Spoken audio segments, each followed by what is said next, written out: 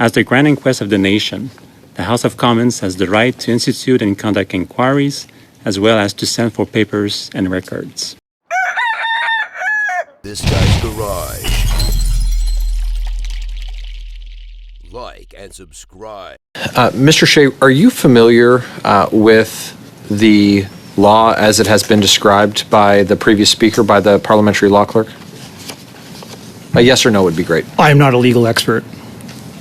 Okay. So are you aware with the Parliament of Canada having constitutional power without limit to send for papers? Is that something that you are aware of, sir?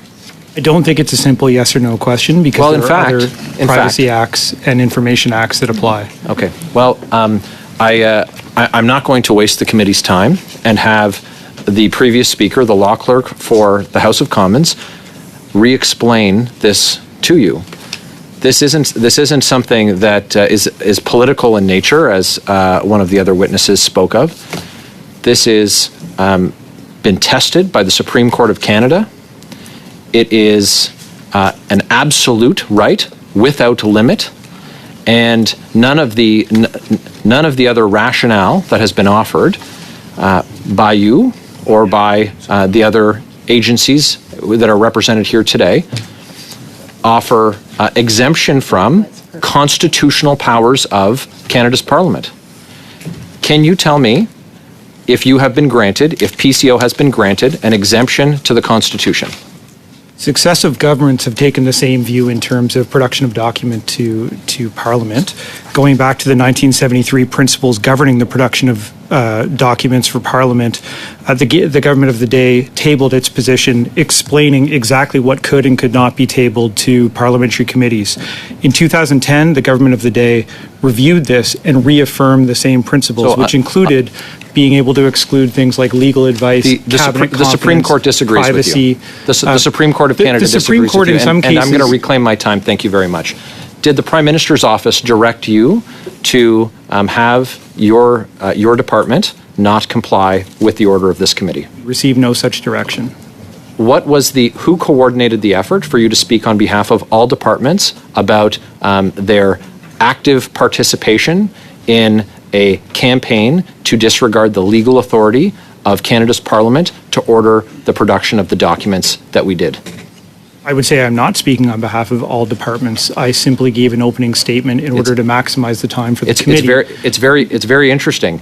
We often have multiple witnesses appear, and it's exceedingly rare that one would just, without discussion with the others, have elected to offer opening statements on their behalf and that they would have nothing to add. So that's, without coordination, is extraordinary.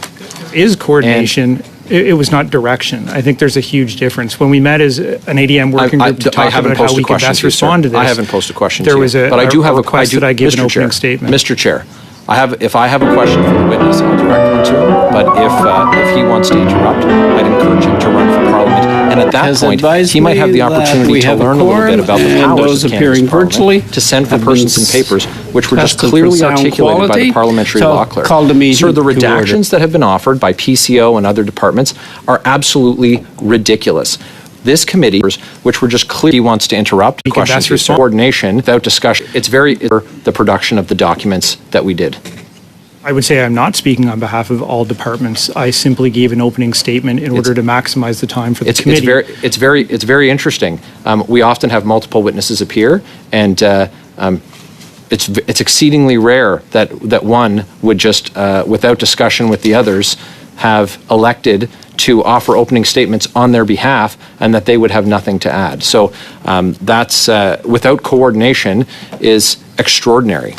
Is coordination. It was not direction. I think there's a huge difference. When we met as an ADM working group to talk about how we can best respond to this. I haven't posed a question to you. There was a request that I give an opening Mr. statement. Mr. Chair, if I have a question for the witness, I'll direct one to him. But if he wants to interrupt, I'd encourage him to run for Parliament. And at that point, he might have the opportunity to learn a little bit about the powers of Canada's Parliament to send for persons and papers, which were just clearly articulated by the parliamentary law clerk. Sir, the redactions that have been offered by PCO and other departments are absolutely ridiculous. This committee had agreed to take these documents and receive them and review them in confidence and then make any redactions that were necessary.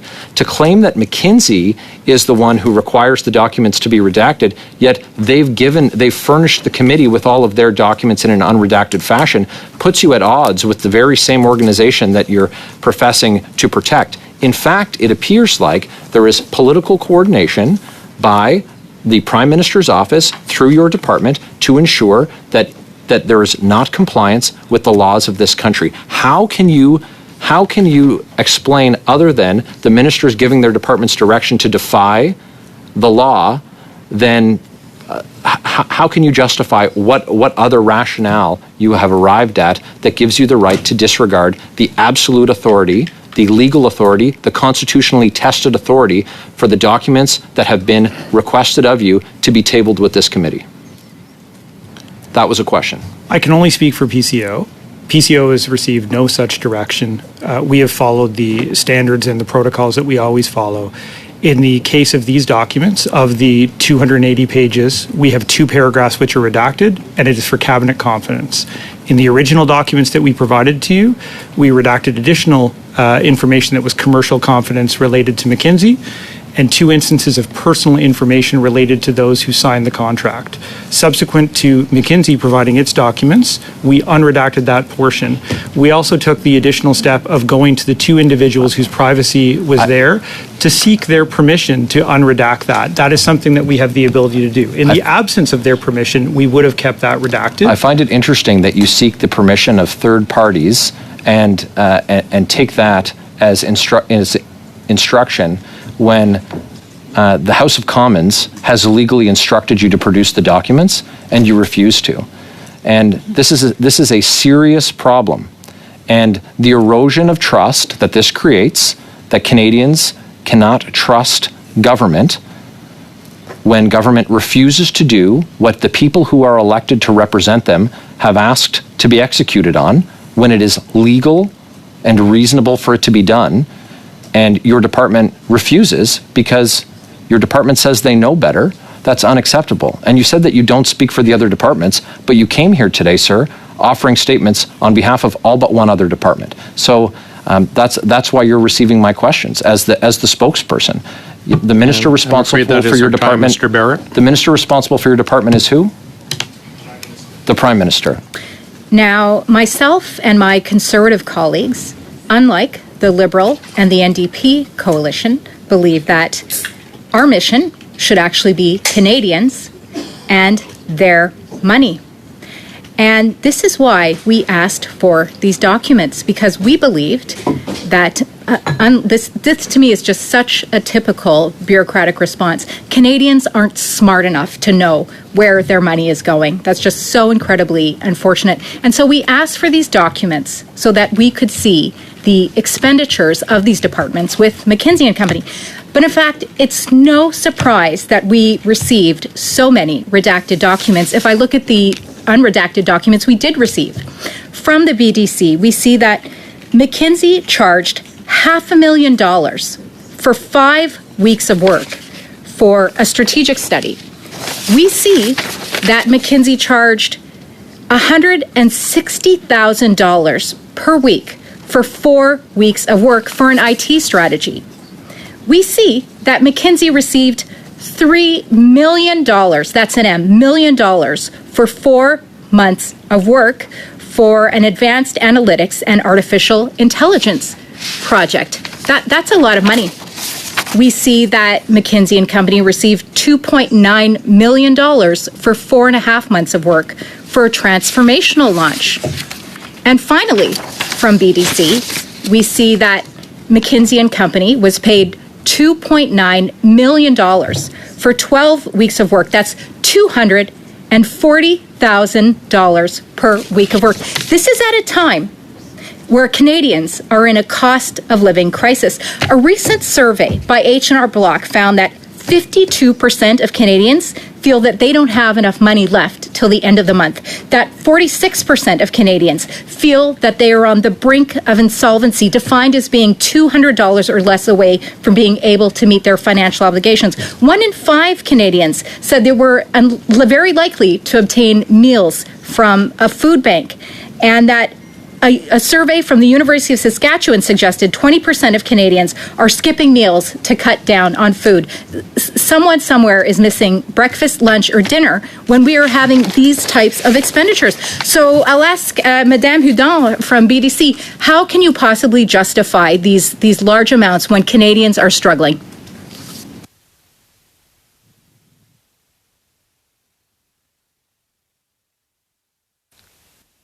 Merci beaucoup, Madame la députée. Thank you very much, Mr. Chair. Do you want me to answer now? Please. Merci beaucoup.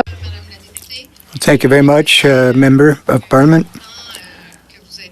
The amounts that you've cited are, in fact, investments by the BDC, and you have to look at it as an investment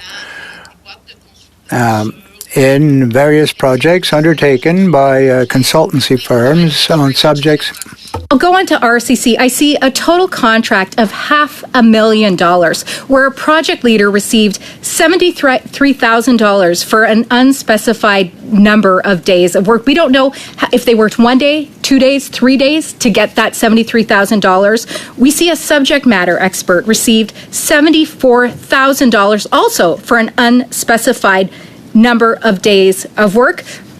In a moment, I'll ask Madame Fox how many days of work they worked for to receive those huge amounts of money. But we may never know, because I've got this chart right here, in fact, where we have large amounts of money from IRCC, where there are no estimated number of days required. How many days did the business consultant work to receive $390,000? We don't know. How many days did the project manager work to receive $195,000? We don't know. How many days did they all work to receive $700,000 of taxpayers' money? And who led the plan for next week? We'll never know, because that name from IRCC is redacted as well. And I'll close in asking, or I should say in pointing out from EDC as well, that McKinsey Consultants charged EDC a weekly service fee of $216,250 for 10 weeks of work, Mr. Chair. We require these documents. It's our parliamentary right to have these documents, but more importantly, Canadians deserve these documents. Thank you, Mr. Chair. The government's position is that it's the executive's prerogative to withhold documents from committees for certain reasons. Parliamentary Council has given us the opposite advice, namely that the constitutional principle of the supremacy of Parliament means that Parliament has the right to request documents. So you have two different positions. Normally when you have two different positions in law, somebody makes a ruling about whose position is law, and when that lawful authority makes a ruling, people abide by it. So very simply, I'll start with Parliamentary Council. Who is the lawful authority in this case for ruling on whose interpretation of the law is correct? When there's a claim of parliamentary privilege, and if the matter were to be referred to the the court will examine the claim of parliamentary privilege, and once it finds that it is within an established parliamentary privilege, the court will refuse to entertain the question, because it will recognize that the privilege is of the exclusive purview of the House of Commons or Parliament. Exactly. And so who rules specifically on the matter? The courts will rule on whether or not a parliamentary privilege exists, and there's already jurisprudence recognizing that the power to send for records and paper is an established parliamentary privilege. Yeah. Once the courts have made this determination, our privilege is exercised, that's for Parliament itself to decide. And the Speaker will make a ruling on that. Well, the House or committees will decide how to, the orders that they will issue. If an order is not complied with, the matter could be raised as a question of privilege. Right. And there could be rulings from the Speaker. Right. And there were such rulings in 2009, 2011. Yeah. and 2021. Exactly. And I've all recognized the Right. better. So you have differences of opinion about law. You have the courts deferring to Parliament. You have speakers making rulings, and you have Speaker Milliken and Speaker Rhoda, both, if it matters, elected as Liberals, making rulings that protect the privilege of Parliament in different points in time. So very directly, back to Mr. Shea, do you recognize the lawful authority of the Speaker and your obligation to comply with the Speaker's rulings, whether or not you agree with them? So it's not about whether I agree with a ruling or not. This is the government position. So the government doesn't agree with the rulings, right? But they lost, right? Like they made their case to the Speaker, they lost. The Speaker made a determination that they were wrong. So don't you think you should comply with the law when the Speaker rules and is the lawful authority as we've established? So again, I would have to take that back to our legal counsel, who ultimately make determination. But I will say, I'm sorry. I'm afraid that is our time. We're sticking right to the dot because we have to vote. Mr.